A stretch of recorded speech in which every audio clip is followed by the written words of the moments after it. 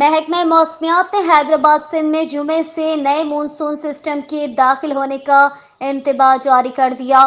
محکمہ موسمیات کا کہنا ہے کہ سندھ میں 5 اگست سے معتدل شدت کی مونسون ہوائیں داخل ہونے کا امکان ہے۔ محکمہ موسمیات نے کہا ہے کہ حیدرآباد، تھرپارکر، عمرکوٹ، میرپور خاص، بدین سمیت دیگر علاقوں میں 5 سے 9 اگست کے دوران تیز بارش کا امکان ہے۔ محکمہ موسمیات کے مطابق حیدرآباد میں 5 سے 9 اگست کے دوران گرج چمک کے ساتھ بارش کا امکان ہے، جبکہ 4 اگست تک شہر میں مطلع آبر آلود ہلکی بارش اور بوندا باندی کا امکان رہے گا۔ محکمہ موسمیات کا کہنا ہے کہ موسلا دھار بارشوں سے حیدرآباد سمیت دیگر شہروں میں اربن فلڈنگ کا خطرہ ہے۔